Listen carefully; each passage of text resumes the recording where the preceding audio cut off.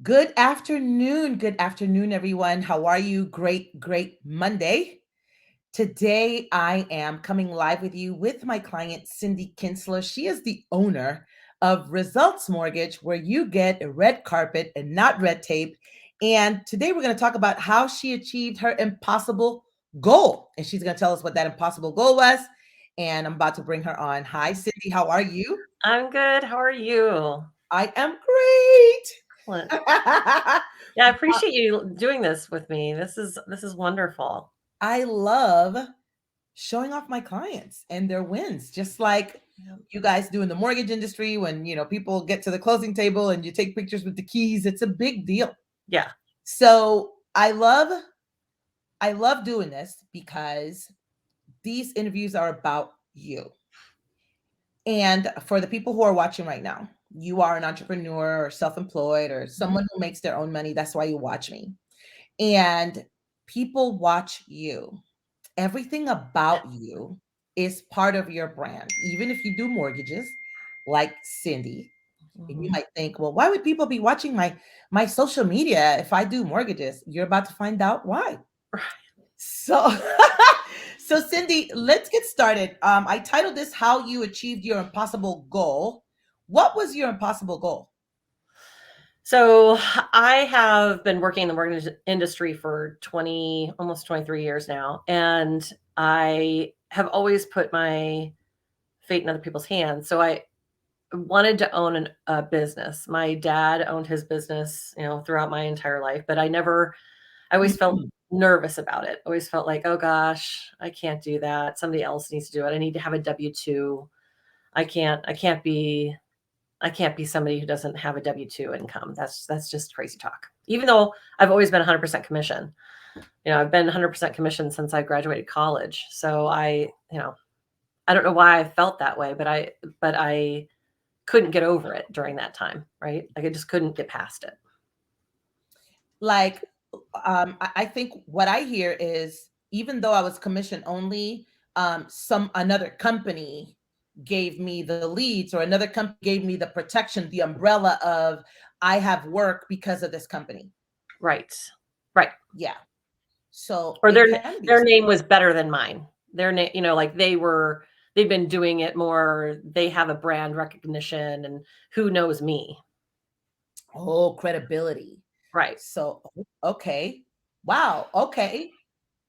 And that's real, right? So, how Hmm. many of us who have businesses are like, well, I'd love to go on my own, but I work for JP Morgan. So, who's going to come do business with me? I have an office out of my home, Right. right? Something like that. Okay, great.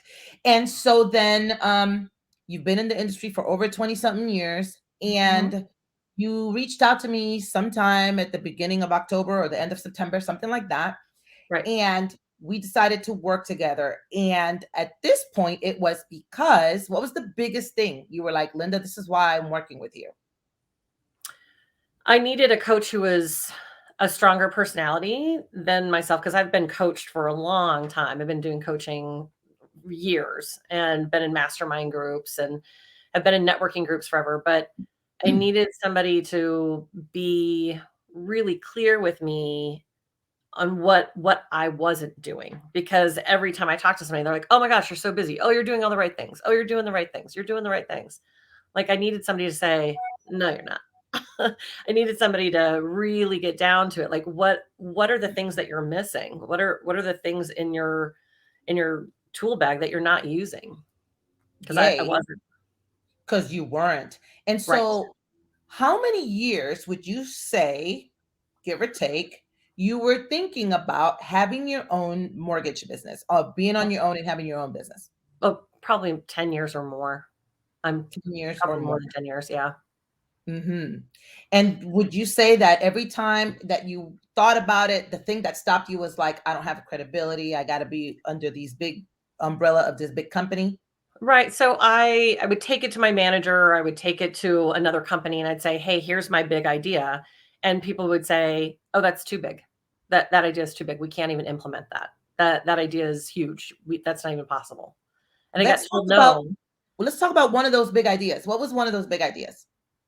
Well, doing the relationship of having, more marketing and helping the Mm. customers who are already coming to the bank. Because I always worked at a bank, and we already have a database of customers, so why wouldn't we just help those customers promote their businesses, and why wouldn't we do more to help them grow because that'll help us grow?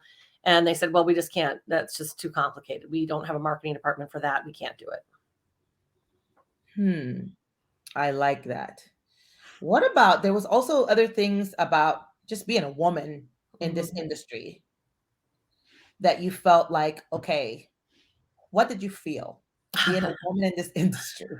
Well, I can tell you this most recent thing that happened. When I had been hired as a sales manager, and I was supposed to be leading the team on, doing the goals and everything that I had talked about with them about growing business and being out in the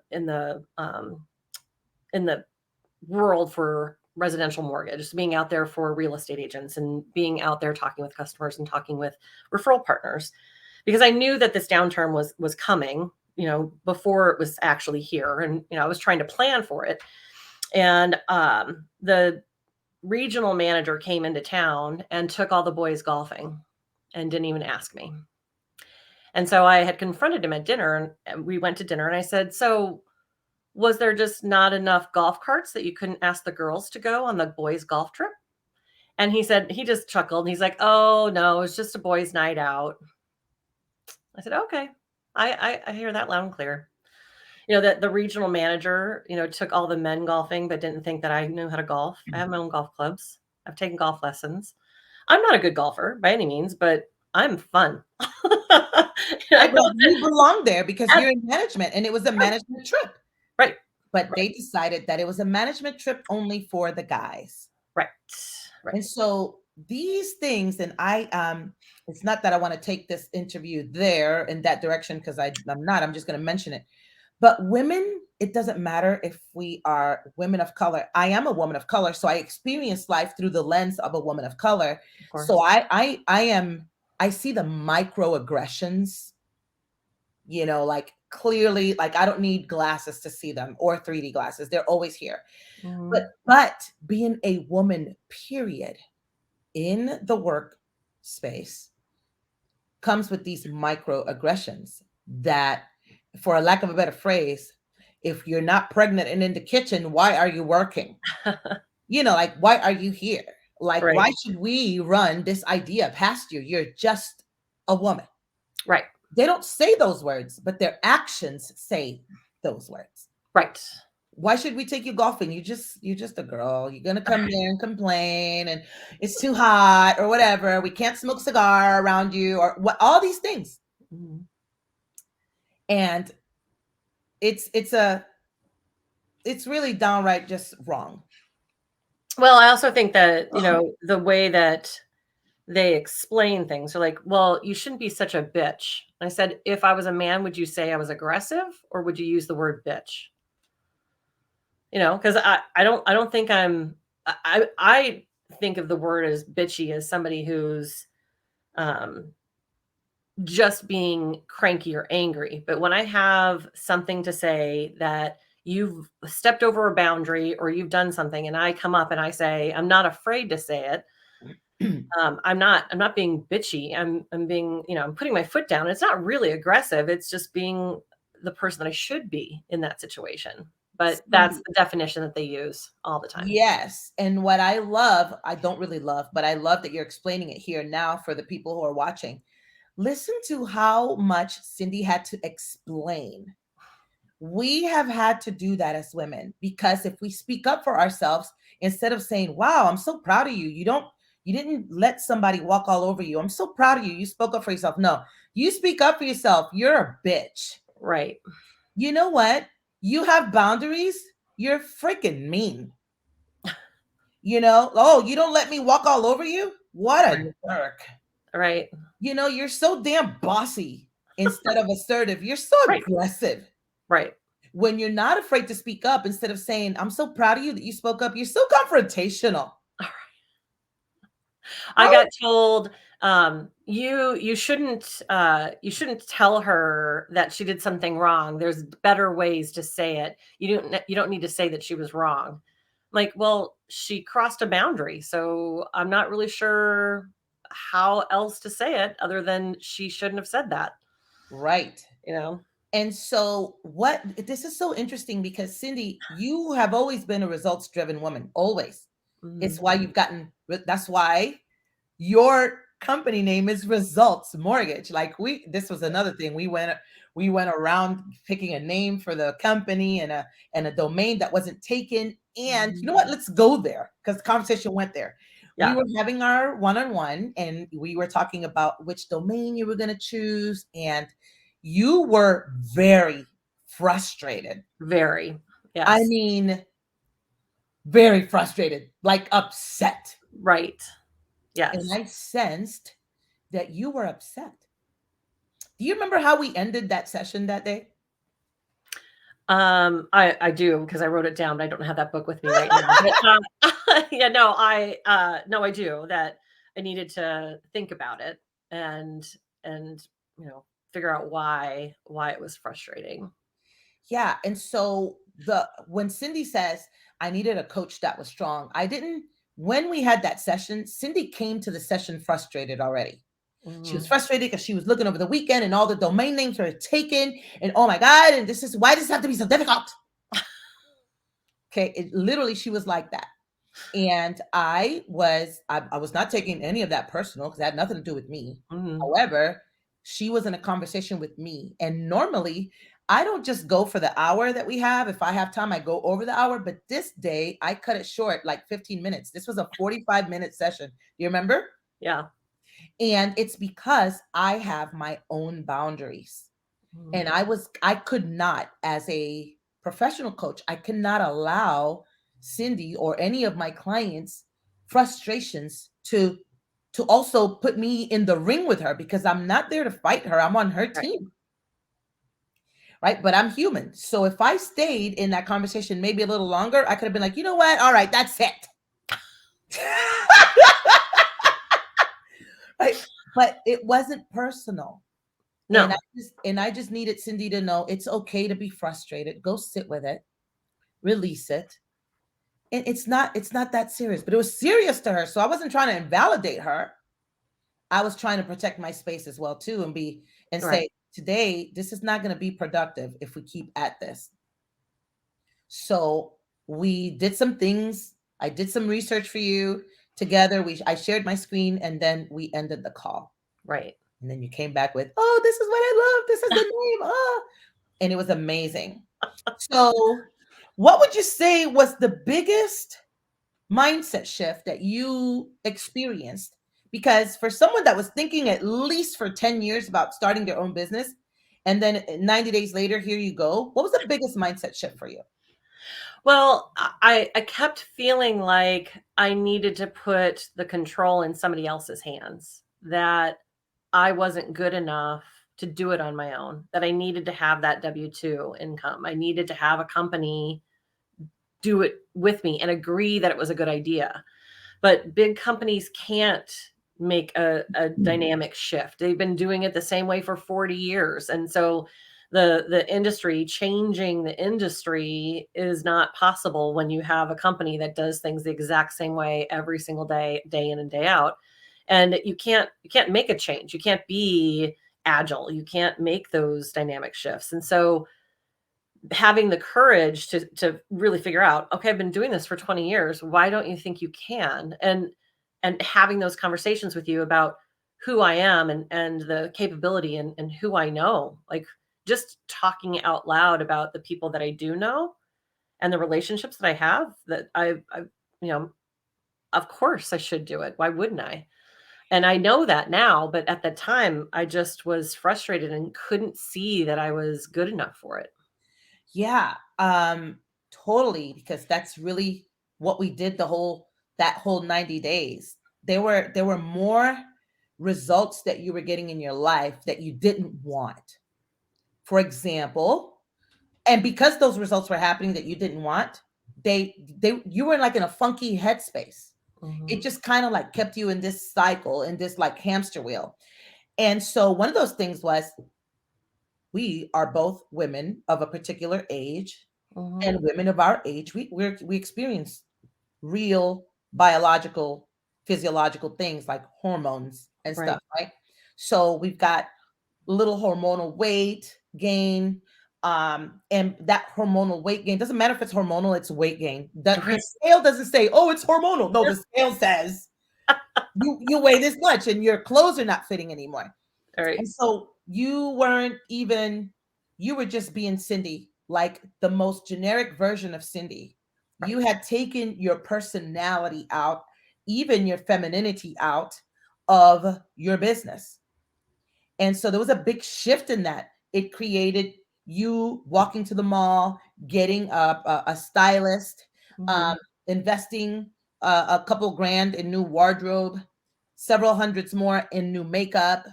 I know that you have a room full of shoes, yet none of this was part of your brand. What? Tell me about that shift. Yeah, it was hard. It was a very emotional shift because I you have to leave this other person behind, and you've been walking with her for so long, and oh my gosh, I'm probably gonna cry. Um so it's hard to like change into this mature woman, and you think, gosh, now I'm on this other side of the hill, and it should be a good thing, but for some reason I was just in this dark place, and I couldn't see how to get out. And so going to the store, I had a meltdown in the fitting room. And this woman that helped me, Evelyn, she was just so nice. She's like, "Okay, we're gonna have a coaching moment." And so I think that things do happen at the right times. Like you're coaching me, and then she starts coaching me, and people start using the same words. It's kind of like when you buy a car and you start seeing a car, and it's the same color car that you're driving. You keep seeing the same things over and over again. And so going to the mall, and talking with her and having her coach me about, this is the way that you're going to fit. We're going to bring in the tailor. We're going to have the tailor fit your clothes. And it was super easy. Like, she made it super easy. And I used to work in clothing retail. Like, I know how to do that, but I couldn't do it for myself. I absolutely couldn't do it. So I had to get somebody to help me make that shift, because I just wasn't fitting. I'm like, these aren't the clothes that I want to wear, but these are the clothes that fit me, right? So I had to make a shift as to, well, what do I want my style to look like? And I did realize that when you and I were talking, that I have let go. Like, I used to wear skirts. I remember when I was in uh, elementary school and high school, all I wore were skirts. All I wore were skirts or dresses. That's all I wore. And I stopped wearing skirts and dresses a few years ago, probably 6 years ago. And all I was wearing were jeans and pants. And so I did. I had stopped because I didn't like the change in my body. I didn't like the way that I felt. And so coming to terms with that really did help, because you have to learn how to be this person. Now you can change and things could get better, but you have to learn how to be this person. And having you coach me through that, really, that last part of the year really made a huge difference. Yes, Cindy, first of all, I'm so happy for you. Seriously, because I talk a lot to my prospects and to my clients about identity shifts. And people are Mhm. like, what is that? That sounds like magical, or that sounds like, idealistic. It's true. It is true. You had to make the identity shift. Number one, to being the woman that loves her body, that loves herself for who she is now, and bring her back, because we had stored the feminine part of Cindy because I didn't like how my body looks now. So she can't be feminine anymore. Right. But we thought that she was separate from Cindy, the loan officer. She was Right. not. Right. She was not. I love every single time that I see you, you're wearing makeup now. I love that. It's so funny because when I met you, you gave off a vibe that you were introverted and quiet into yourself. And so what you're doing now is you're accepting and loving yourself as you're stepping into the identity of the seven-figure business owner. Oh yeah. But you have become her. It's I tell people you cannot go make the seven figures until you become her first. So you have become her. Mhm. Literally, you show up, your shoes, your clothes, your makeup, your attitude, it's magnetic. I love watching your reels and your TikToks. You weren't doing any of that. No. And I was like, look at her extroverted self. She's so extroverted. Um, I love seeing all of you, the full identity shift, so that you can call in the impossible goal. So let's stick to the impossible goal. Let's go back there. Yeah. The impossible goal was you starting your own mortgage business Right. that you had been dreaming of for over 10 years. Right. And so after we did all the logistics, get the name, reach out to the people, I would enjoy your screenshots. I still do. When people without you prodding or asking are like, "Oh my God, Cindy, I'm so proud of you. What do you need from me? How can I help you?" Right. Right? I remember you and I talking about recruiting talent, right? Other Mhm. loan officers, and the other day you sent me a screenshot. Oh my God, this awesome woman, she's bilingual. I dreamt of recruiting her. I tried to go after her for some years, and now she's like, "Tell me how I can come over."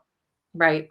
So, what was required? It wasn't just like, "Oh, I want to open my own mortgage business." What was required? You needed to get your LLC or do things Right. with the state. Tell us about that. Yeah, so the process actually is far simpler than I thought it was going to be, because you just have to transfer your license and you have to do all this paperwork. It's a lot of paperwork, but it's really not that difficult. I was like, oh my gosh, really? Like I can do this in 30 days? Like, is that true?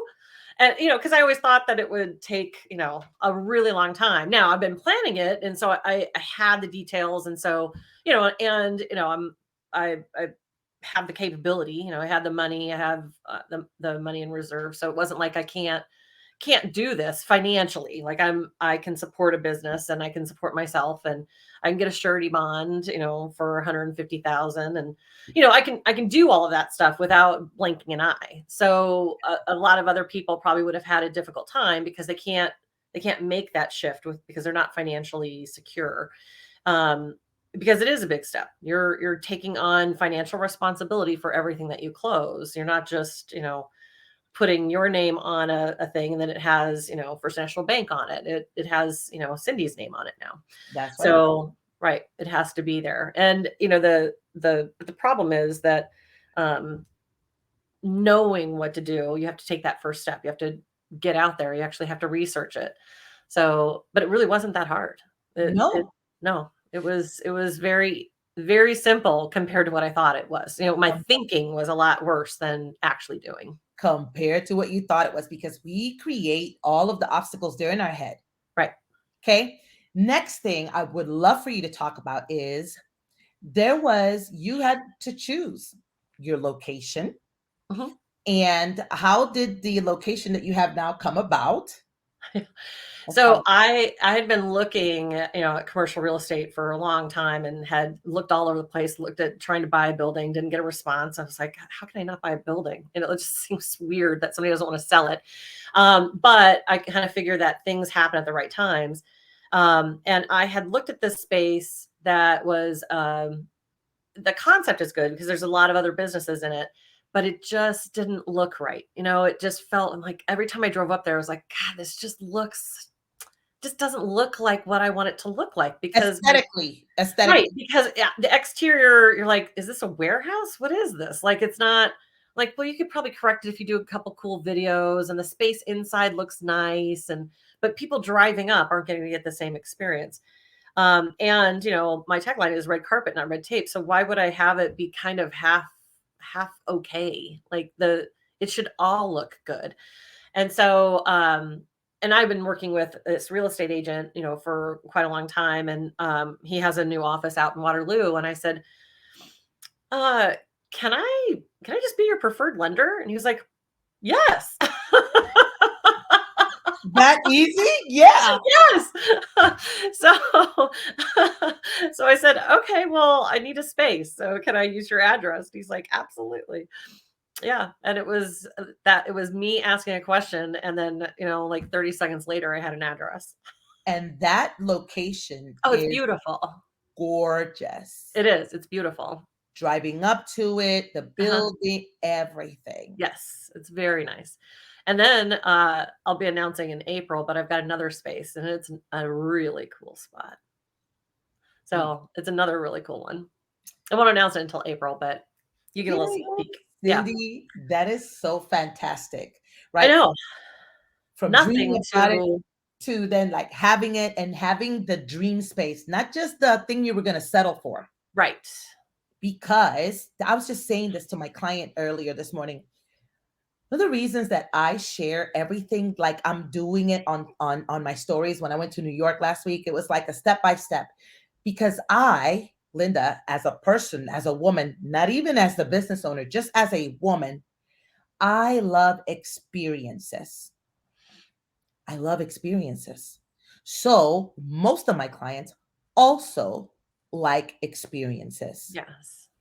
So, I show that part of me because even as a business, even as when I hire someone, I want an experience, which is why I'll fly to a client or they'll fly here or I send them a personalized gift, not the gift with Linda Hales's company name on it that you're never going to use. I Right. send you something about you, right? And so it's an experience.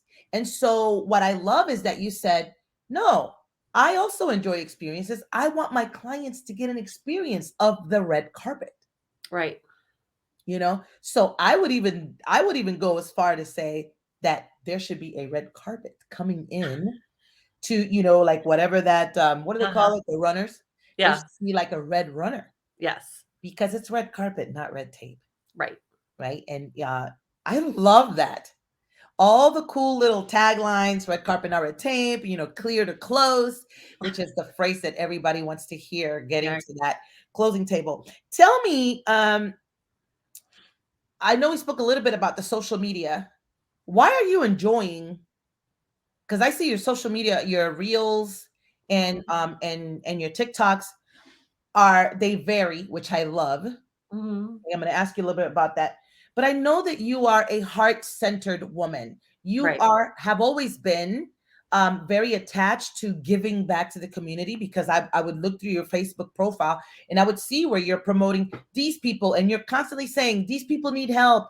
Anything that can help, please let me know. Here's a cash app or here's like you are this heart-centered woman and I honestly believe it's the biggest reason your business is going to explode because there's a bigger cause. Obviously we all need to live, we need Mhm. money, which is why Right. we do business, but there's this big calling on your heart to help.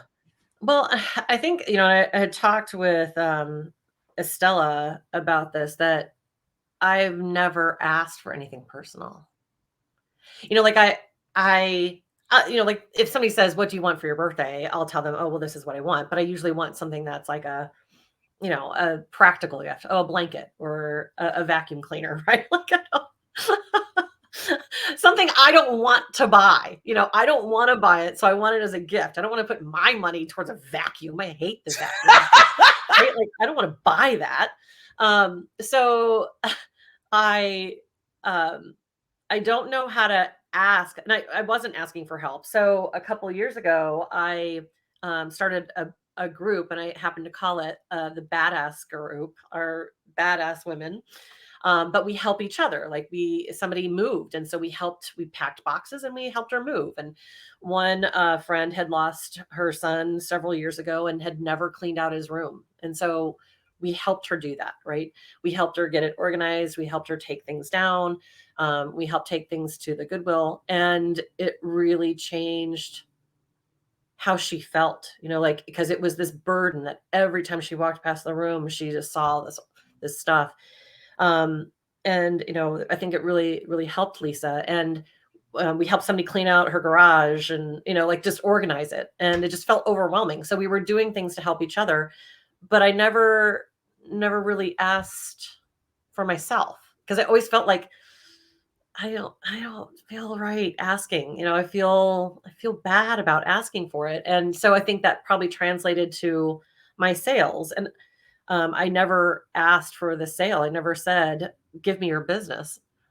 I want to be your preferred lender. I want you to work with me. Like I never said that out loud to people because I always felt intrusive, right? So that was something I had to overcome, and making that shift in my head to say that, yeah, you can ask for it. And people want you to ask. They want to help. That's why I always ask people. I could help these people without ever telling anybody, but I want other people to feel like they're contributing and that they know that this person, it's not a fraud, it's not something, it's not a scam. It's one person that I actually know that needs assistance. They need $40, right? They need 40 bucks. And I wouldn't have known about this if you didn't say it. Now I get to Right. feel fulfilled with my 40 bucks Right. or 10 if I only have 10 here. I Right. hope you find the other 30. Right. People love to be part of a big cause. Right. Contrary to popular belief, because of all the evil that's in this world, contrary to that, people want to help. They do. We want Absolutely. to feel part Yep. of something bigger. They want a community. They want to know that they're helping others. They do love that. Absolutely. They want to be that. That's right. And so, how we do one thing is how we do everything. So when we have an issue asking, I'm about to Mhm. say something, somebody that is watching this could be like, oh my God, that was inappropriate. For women, we have trouble receiving. And when we have trouble receiving, we have trouble receiving in every area. We have Right. trouble receiving love. We have Right. trouble receiving admiration. We have trouble receiving orgasms. We have Mhm. trouble receiving money. We have trouble receiving compliments. We have trouble receiving money. This is why I'm constantly making social media posts saying, I am a receiver. I am very good with receiving. And it shows in my business because my Mhm. clients pay me $30,000 and more Right. to work with me for a very short period of time, where someone else will be like, that's crazy. And you're like, this was the best money I've ever paid. Right. Right. But if I had trouble receiving, I would have trouble saying, okay, Cindy, I'd love to offer you the opportunity to work with me. It's 30K. I'd be like, oh my God, is she going to think it's a lot? No, Right. I know that I'm worth it. I know that it's worth it in your life. The return on investment that you're going to get for the rest of your life for having stepped into this identity, Right. the kind of money that you're going to be closing with your own business, that was a drop in the bucket. Right. Because I've always been successful, and I'm good at my job, but I'm not reaching where I wanted to reach. I want to make a significant difference. I want there to be change in our industry because I think that our industry is 40 years behind. Like we're just like the boys club. Like what is There's no that? They're innovation. still talking about boys club in 2023, and the boys club goes golfing, but the girls don't. Who Yes, says that, right? Like that's just but that so is, I think there can be a significant change. And but I want to be that. and you are that because you're bringing innovation. Now, Right. does that mean that everybody's going to accept it? No. No. People are going to talk about you. Oh yeah. People are going to criticize. People are Right. going to be like, who does she think she is? Oh, wow.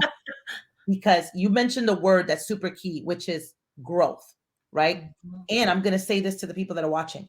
In order for you to achieve your impossible goals, in order for you to achieve anything, you're going to have to grow. And in order to grow, you have to change. Right. You cannot be who you were in September and No. be here with this interview. No. Absolutely You're not. not. You're not. And so I believe it's the same for every industry. Even though you do loans and mortgages, people are not the same person when they close for that home that they were 3 months ago when you started Right. working together. Right. Right? You see the confidence and the pride of home ownership, Mhm. and the person walks with a little bit straighter back. They speak. You can see even your own clients transform. They have to have change in order to get to the closing table. Right. And so growth and change go hand in hand. I'm glad you said that. I'm glad you've been mentioning, hey, there was no innovation in my industry. It's the boys club, and it's the reason why My business stands for the socioeconomic empowerment of women because it's not just in the mortgage industry. Right. Women are still today making 7 cents on the dollar with a man of the same education, with the same title. Men are still making decisions when they hire a woman that goes like this. Well, she's in her 30s. She's probably going to be taking time off to build a family. I'm not going to give her the $75,000 a year job because she probably will quit in the next 3 years. I'm going to offer her 62. They won't say that because it's illegal, but that is how they think. Right. This is the world that we live in. And so that's why I exist. Yes, I have male clients, but I love working with my female clients because we change the world. When we make a lot of money, we don't hoard it, we don't gamble it, we don't go cheat, we don't go whatever. We put it back into our families. We change the community. When more women inside of the community have money, those communities thrive. Right. If women were not that powerful, there wouldn't be countries that exist today where women are still stoned to death, where women have no rights, where women are not allowed to speak. You are powerful beyond measure when you are a woman. That thing that someone told you, I was telling a client this morning, Cindy, that my father, I'm not going to say the exact phrase that my father said because it's very vulgar. But he wanted me to never wear red lipstick. And he said, when I wear red lipstick, men are envisioning something when I sit in front of them with red lipstick. Whatever you fill in the blanks with is probably right. Right. Right. And so I didn't wear red lipstick for a long time. What? I Right. don't care what a man thinks. That's Right. what they think is their problem, not mine. Right. So I love that you've made that shift. What those guys think, that's their problem, not mine. I wanted innovation. I got tired of dreaming that somebody in some company would be cool with my innovative ideas. Mhm. Screw it. I'll go open up my own results mortgage. Right. Yeah, and I think that, being able to have the power now, it allows me to be even more innovative, right? To do things that other people haven't done. And it will actually allow us to give more loans to people who are in the minority, to be able to reach out to the communities that feel like, oh, well, no one wants to talk to me. I have, clients who feel very uncomfortable and they say, well, I just want to let you know I'm in a same-sex marriage. Like, okay, great. What's their name? I'm not. So the fact that they would even have to apologize that I'm in a same-sex marriage, this is 2023. I mean, come on. That's great. Yes. Yeah, I don't care. It doesn't bother me. It doesn't affect the ability for you to make the loan payment. Yeah. That it shouldn't make a decision. There should be blinders on when we're talking to a customer so that we don't have that bias. And that bias ripples through everything in mortgage. And you can see it when we talk about banks that are no longer doing mortgage. They were caught redlining and not giving loans in certain areas. So Mhm. there's a problem and it needs to change because the community is becoming more diverse, not less. I love this, Cindy. Yes. It's like people are getting in trouble for basically being prejudiced. Like, oh, we're not working with you because you're gay, or we're not working with you because you're Hispanic, or we're not working with you because what? Yeah, everyone's money spends and everyone has to have a safe place to lay their head at night. Yeah. You should be able to sleep at night and feel safe. Oh my goodness, Cindy. I was gonna say, when I offered you, we were done working together, and I said, Cindy, I'd love to continue working with you, and here's what it will look like. Uh, You said yes. You said yes to continue working with me for a year. I would love for you to explain why that decision, you found the value in it, because there's people that are watching that, first of all, don't even understand how coaching works and why it's so valuable that you would want to continue that. So when you have to make this dynamic shift and you're going through this intensive 90-day period, you go through a lot of emotions, right? Like at the very beginning, like the crying on with you on Zoom happens a lot, right? So you have to learn how to shift through that, and you can't do that in just 90 days. Now, a tremendous amount of transformation happens during that period, but to have sustainable and effective growth, like, you have to keep growing, you have to keep learning, and you have to have somebody that also is continuing to learn. So, like, the classes that you take impact me, or the books that you read will impact me. Being able to take that knowledge and utilize it, because maybe I'm getting stuck on something and you recognize it in me before I recognize it. Mhm. I'm probably going to have a bunch of failures before I'm going to go, oh, this might be a problem. You might realize, oh, hey, you know what? This is not good. Yeah, I call that seeing 3 steps ahead of you, seeing around the Right. corner before you get there. Right. Because you can't see your own self. You can't see the It's your blind mistakes. spots. That's why Right. they're blind spots. Yeah. And that's why you need somebody and you have to have the right coach, because, not every coach, I've had coaches over the years. I've had plenty of coaches, but having the right coach makes a difference. You have to have somebody who is working in the area that you need help with. And the sales side of yours is very sales focused. It's about relationships and creating that relationship. So if you're working as a doctor, maybe that, you're not the right person. I don't know. Maybe you're a dentist, who knows? Actually, I have both a doctor and a dentist that have worked with me. Oh no, I'm sure. I'm just saying, like, I don't know. I don't know who it would be, Yeah. but Or like if you whoever have it a store is, with products, I can't coach you about a product store. no. And you shouldn't Right. have to. I, Yeah. I should have my ability to know what my product is, right? Yeah, yeah, But the yeah. sales side of it, Mhm. I guess I didn't really think a dentist would sell, but I guess they do, because it might Yeah, be. like I can literally was thinking of starting a relationship with a plastic surgeon That's a that good I idea. know I can grow their practice. Yes. Just not because I'm going to go sell for them, but because I can come and train his staff. They're Right. And how they're to approach it yeah, they're correctly. missing the ball on so many areas, specifically social media. Right. So, yeah. But yeah. So like if you have a grocery store, I can't grow product-based businesses. Like I sell mugs. I don't know. Run Facebook ads to your website. I don't know. You know Right. what I'm saying? Right. But if the reason you're not running Facebook ads to your website is because you don't believe it, then we might could work together because I do high performance coaching. So Right. it's so interesting that I'm such a combination of so many things that people are like, I don't know what Linda did. Recently I introduced myself and someone was like, so what is it that you do? When I said I was a high performance coach, I said, I'm like the business life coach. Uh-huh. And they were like, oh, and I was like, do I really need to describe myself that way for people to get it? The business life coach. So, anyways, Cindy, go ahead. Go ahead. Yeah, What's I up? think it is, because your whole life is impacted, not just work. That's It correct. definitely, because some of the things that, Matt and I, some things have really improved quite a bit, just because I've asked him to be a partner, to be somebody who contributes to the ideas and how to get stuff done. And he wants to be a partner. He wants to be that person. Before, I would have not asked him.